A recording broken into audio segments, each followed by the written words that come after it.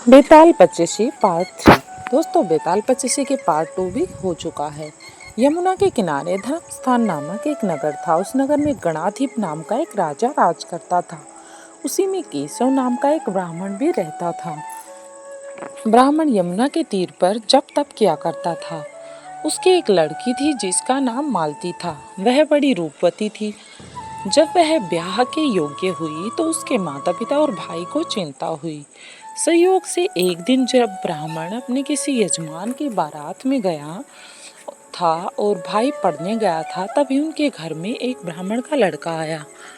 लड़की की माँ ने उसके रूप और गुणों को देखकर उससे कहा कि मैं तुमसे अपनी लड़की का ब्याह करूंगी।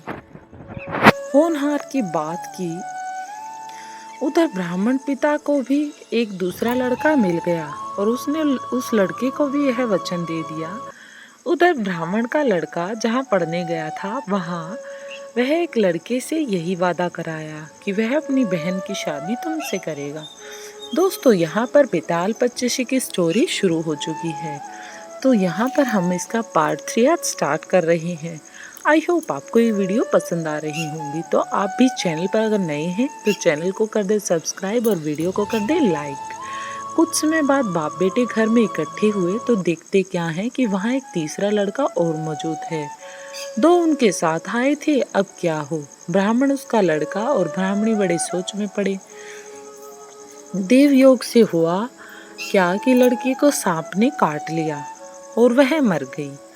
उसके बाद बाप भाई और तीनों लड़कों ने बड़ी भागदौड़ की। जहर झाड़ने वाले को बुलाया पर कोई नतीजा न निकला। सब अपनी अपनी करके चले गए। दुखी होकर वे उस लड़के को शमशान में ले गए और क्रियाक्रम करने लगे। तीनों लड़कों में से एक ने तो उसकी हड्डियां चुन ली और फकीर बनकर जंगल में चला गया। दूसरे ने राख की गठरी बांधी और वही झोपड़ी डालकर रहने लगा।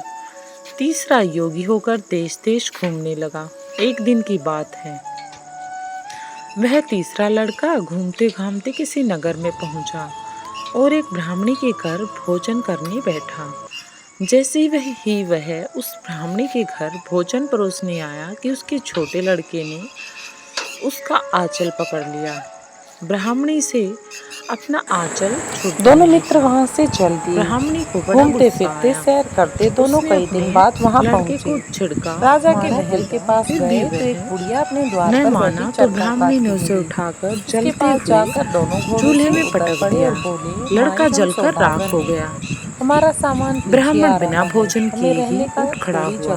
घर वालों ने बहुत देरा कहा सूरत देखकर वह भोजन करने के लिए राजी न हुआ। ममता उमड़ाई और बोली, उसने कहा जिस घर में ही घर है, ऐसी राक्षसी हो उसमें मैं भोजन नहीं कर सकता। मैं तो ऐसे घर में रह ही नहीं सकता। पूछा भाई, और ब्राह्मण ये कहकर वहाँ से जाने लगा। घर में कौन कौन है? इतना सुनकर वह आदमी भीतर गया और संजीवनी विद्या की पोथी लाकर एक मंत्र पढ़ा। मेरा एक बेटा है, जलकर राख हो चुका लड़का फिर से जीवित हो गया। मैं राजा की बेटी पद्मावती। यह देखकर ब्राह्मण सोचने लगा कि अगर यह पोथी अब घर में मेरे हाथ पड़ जाए तो मैं भी उस लड़की को फिर से जिंदा कर सकता। राजकुमारी को देखने इसके बाद उसने भोजन किया और वहीं ठहर गया और कहा, माई कल जब रात को सब खा पी कर सो गए तो राजकुमारी से तो वह ब्राह्मण कि जेठ सुदी पंचमी को तुम्हें तालाब पर जो राजकुमार मिला था वह आ गया है।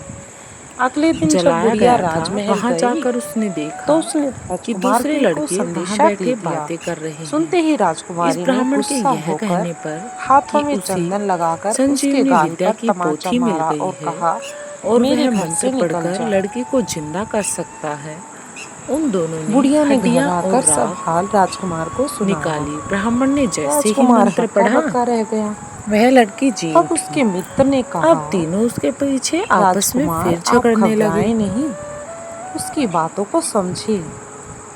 तीनों के बीच लड़ाई बढ़ती गई। सफेद चंदन में बेताल बोला, इससे उसका मतलब राजा है बताओ कि अभी कि वह लड़की किसकी स्त्री होनी चाहिए। उसके बीतने पर मैं अंधेरी रात में लड़के से शादी। 10 दिन के बाद बुढ़िया ने फिर राजकुमारी को खबर दी। राजा ने दुआ दिया। इस बार उसने केसर के रंग में कुटिया बनाकर रहा, डुबोकर उसके मुंह पर मारी और कहा, अब बेताल ने भाग यहाँ से। बुढ़िया ने आकर सारी बात ऐसा सुना क्या दी। कारण है कि वो राजकुमार बनेगा शोक उसका से पति? व्याकुल हो गया।